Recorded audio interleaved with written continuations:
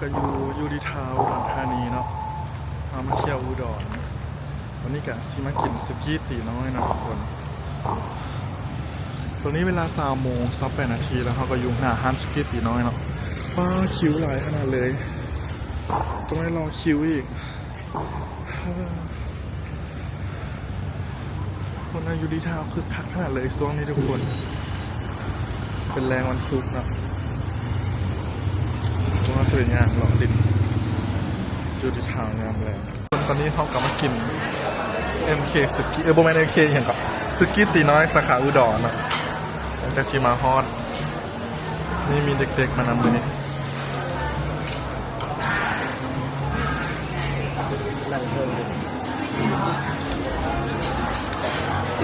แซ่บใช้คือนานมาแบบ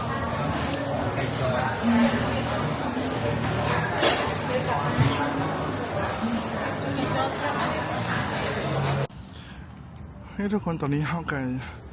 เป็นเวลาอยู่สัก2:40 นาทีแล้วนะพอกลับมาห้องโรงแรมพอแล้วห้องแฮมสยามแกนพูนะโคตรใหญ่เลยทุกคนง่ายๆเลยห้องแฮมตัวนี้คืนละ 1,100 บาทนะทุกคนเนาะ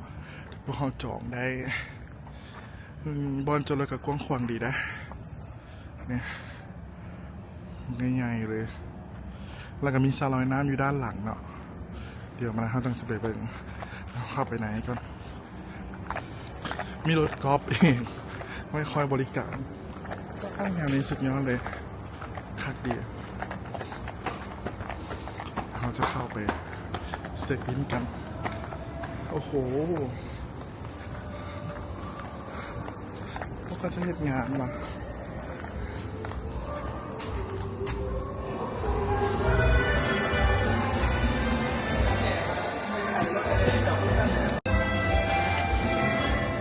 อำเภอเมืองอุดรเทศสงกรานต์หมดง่ายๆเลยว่าทำนะห้องเพลงอีก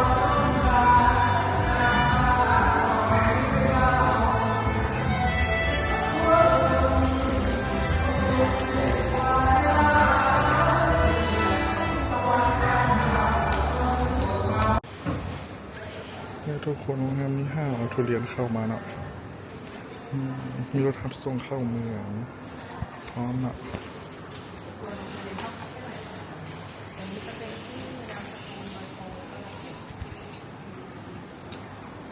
โคตรขัดเลยทุกคนทำโคตรหรูหราเลย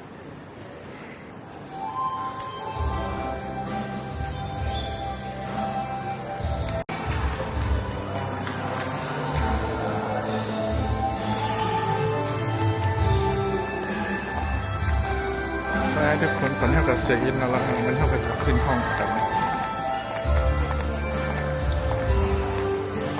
ห้างลุมจะมีเป็นคาเฟ่ของ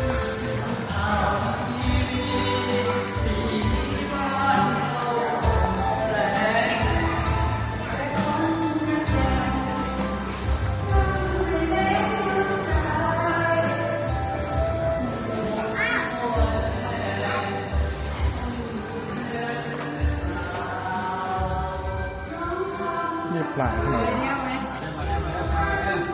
ใหญ่ห้องมันกว้างเลยเต็งห้องแดง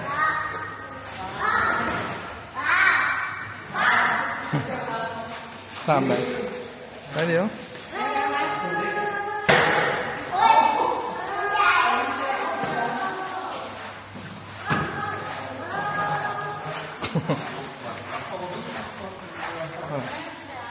30243023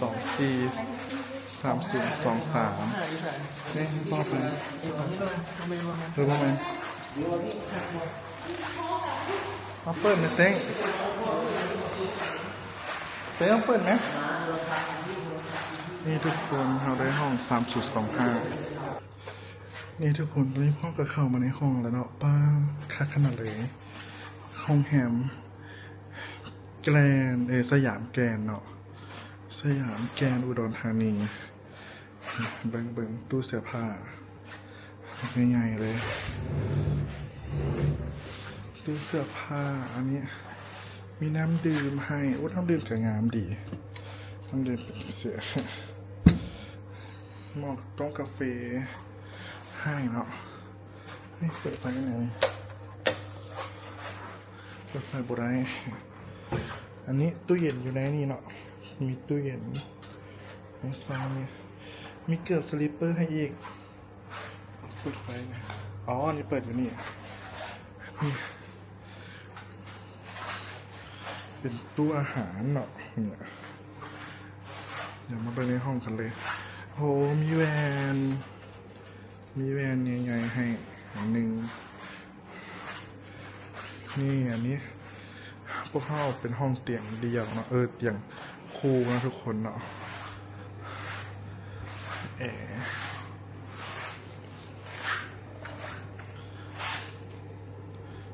ก็ถือว่าโอเคเลยนะมีทีวีให้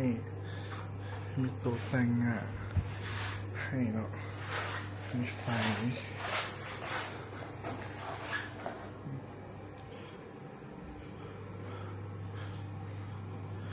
โอ้ห้องกว้างดีค่ะเลยทุกคนห้องกว้างเลย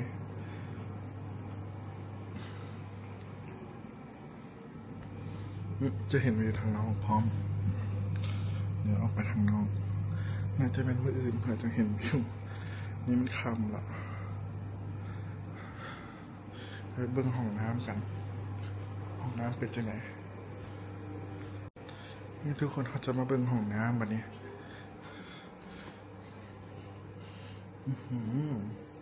ห้องน้ำกับโคตรกว้างเลย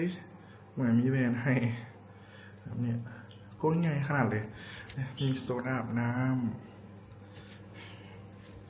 ซักโครกก็สะอาดดีโอเคเลยนะทุกคนสำหรับราคา 1,100 บาทเนาะพวกเรานอนอยู่ห้องน้ำนี้เป็นเวลา2 คืนเนาะทุกคนมีผ้าขนหนูให้ต้นบัตรก็แต่โบมีอันถูกแค่ให้ไว้ทุกคนโบมีอันถูกแค่ให้วะนี่ห้องอาบน้ำเป็นเสีย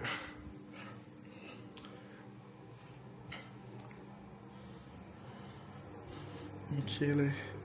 มีกาแฟน้ำดื่มให้มีสระลอยน้ำให้เนาะสระลอยน้ำจะอยู่สั้นลุ่มสุด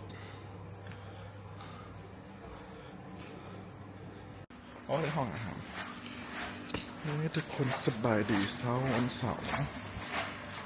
มีพวกเราก็จะไปกินอาหารเช้ากันเนาะทุกคนที่ห้องอาหารของโรงแรมเนาะตอนนี้เวลา8 โมงเช้า8 นาทีแล้วเขาตื่นเช้าตื่นสวยเนี่ยมื้อนี้ก็บรรยากาศตอนเช้าห้องอาหารก็จะปิดไฟเหมือนมืดเลยบ่ายเดี๋ยวเขาจะเข้าไปกินข้าวกันที่ห้องอาหารตัวนี้พรสยามอ่ะมาเบิ่งว่าของกินสาวๆมีอย่างแน่แต่ยังบนแล้ววันนี้ว่ะทุกคนนะครับจะมาเบิ่งอาหารอันนี้มักกะโรนีสลัด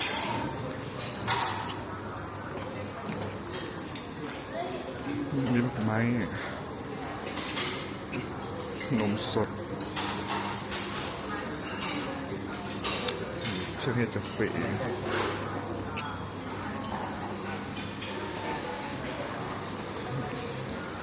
มีขนม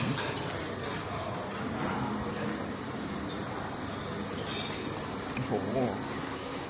อาหารกระไรเลยนี่ทุกคนมีโจ๊กอีกมีโจ๊กผักต้ม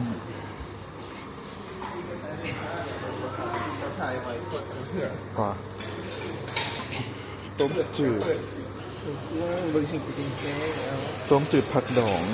ต้มเค็มอยากต้มเค็มมีลาบ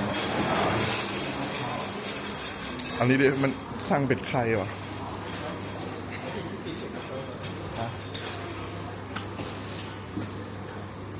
มีอย่างอีกอันนี้ นี่ข้าวผัดข้าวผัดหมูข้าวสวยแล้วเบิกอันนี้อันนี้จะเป็นไข่เราต้องได้สั่งเอาสเก็มถูกเอกก๋วยเตี๋ยวโอเคเลยทุกคนนะครับหลายนี่ทุกคนอยู่ด้านหลังของโรงแรมกับมีสระว่ายน้ำเนาะโรงแรมตัวนี้สยามแกรนด์เนาะทำมาเบิงค่าบริการ120 บาทถ้าสมมติผู้ใดบริโนอนอยู่โรงแรมนี้เนาะไปนอนโรงแรมมันได้ฟรีเลยโอ้โหปากใหญ่ๆเลยเมื่อไรจังมาลอยเนาะเดี๋ยวเนาะเมื่อไรจังมาลอยฮะโอ้ใหญ่ดีเนาะ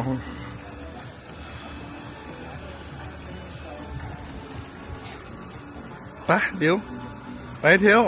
เมื่อไรจังมาลอยเขาจะไปเที่ยวแล้วดิเฮ้ยทุกคนสบายดียามเศร้าเนาะตอนเศร้าของโฮแฮมพวกเขาเนาะนี่คืนที่2ที่พวกเขานอนเนาะนี่อากาศดีวันนี้อุดรบรรยากาศดีขนาดเลย25 องศาว่าสันเดียและสิลอยน้ำด้วยบูบูเนี่ยนี่จะเป็นวิวโฮแฮมนี่มันจะอยู่โซนเขตโบเป็นในเมืองอุดรนะมันแยกออกมานอกแถวบิ๊กซีเนาะมันก็เลยโบมีวิวอย่างปะเนี่ยเฮ้ยทุกคนเช้าวันอาทิตย์พวกเราก็สิมาลอยน้ำกันเนาะมีสระลอยน้ำของโฮแฮมเนาะ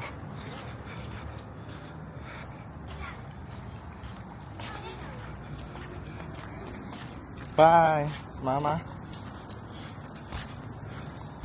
โอ้โหกว้างดีขนาดเลยสระลอยน้ำ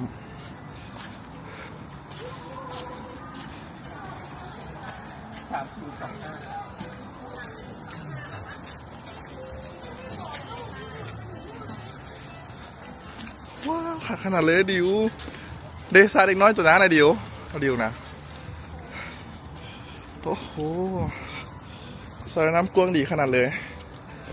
อาทิตย์เขาจะไปไข่เจ้าสิตกน้ำหันเดี๋ยวต้องเล่นอยู่สระนี้แก้เครื่องไว้แก้เครื่องก่อนบอกเราจังนุ่งบอกฮะแก้เครื่องลงกันบ่อยเทวมาซุงสลิปลอยไหมมาบอกแก้เครื่องนุ่งสลิปก่อนไหมนุ่งแต่สลิปลงก่อนนุ่งแต่สลิปลงก่อนไหมทุกคนพร้อมแล้วที่จะลอยน้ำ